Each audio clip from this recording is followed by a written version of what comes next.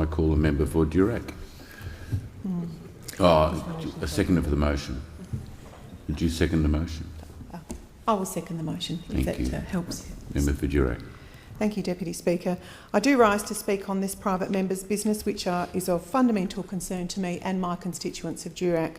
I acknowledge the disquiet amongst some Aboriginal West Australians about the sustainability of their remote communities in the wake of the withdrawal of the Municipal and Essential Services federal funding and the need to plan for members of those communities, now the WA State's responsibility. I recognise that local governments must be consulted by the Government of Western Australia on this change and that sufficient time and certain measures are required to make workable alternative arrangements. This change in responsibility for municipal and essential services has understandably created a dichotomy of opinions that are both emotional and financial in nature. But first, a bit of useful background information. There are 274 remote Aboriginal communities in WA, with the majority of them in my seat of Durack. As we've heard, they're across the Pilbara, Kimberley, Gascoyne, Midwest and also in the Northern Wheatbelt. There are 1,309 Aboriginal people living in 174 of the smallest communities. That's an average of just 7.5 people in each of those 174 communities. Across 115 of those communities, there are 507 people in total. That's an average of 4.4 people in each community. Yes, responsibility for services such as water, power and infrastructure lies with the state and local governments. Yes, the Commonwealth has in the past provided support to these remote communities.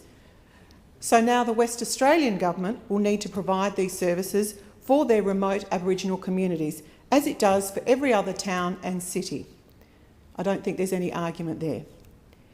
Those opposite might recall that indeed the previous Rudd government acknowledged that these services are a state responsibility, but sadly failed to do anything about it at that time.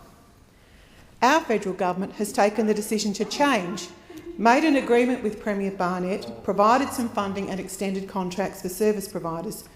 I met with the Premier of Western Australia, the Honourable Colin Barnett, over the Christmas break.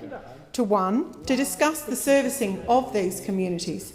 2, to confer my concerns. And 3, to exchange views about the transition, timing and long-term planning and potential issues. As the member for Durack, I met with the Premier because I wanted to impress upon him the need to consult broadly. I wanted to understand what the state government's plan was, and I wanted to have my say on behalf of the Durack constituents.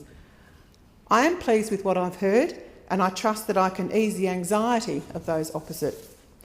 The Premier assured me that the state government will work through a detailed process to determine how best to proceed. To quote the Honourable Colin Barnett, a detailed process that is to ensure funding is invested in sustainable and healthy communities that can offer improved opportunities and outcomes for residents, especially children. No decision has yet been made to close any of the West Australian remote communities.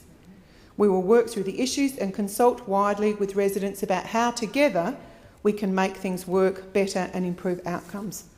End of quote. WA knows that it needs a strategic approach, and the withdrawal of Commonwealth funding has promoted this. The West Australian Government has recognised that serious reform is required to address the disparity between the living standards of Aboriginal people in remote locations and the rest of the West Australian community. Despite efforts by successive governments, there is still a shortfall of economic opportunities in remote communities in Western Australia. The ad hoc approach to investment that occurred under successive governments will be replaced by investment targeted to those locations which can provide a viable platform for promoting opportunities and enabling access to education, employment, quality health services, housing and safe communities.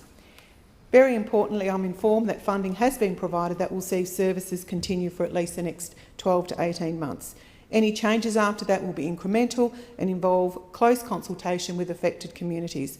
Local government and stakeholders will be consulted as part of the process over the next 12 months. As recently as last week, the Premier's office confirmed that I shall receive an update on the consultation and other transitional process over the next period. In closing, I do acknowledge the concerns and requirement for extensive consultation and am of the view that the WA Government plans to just do that. I thank the member for Durack for her contribution. Thank you.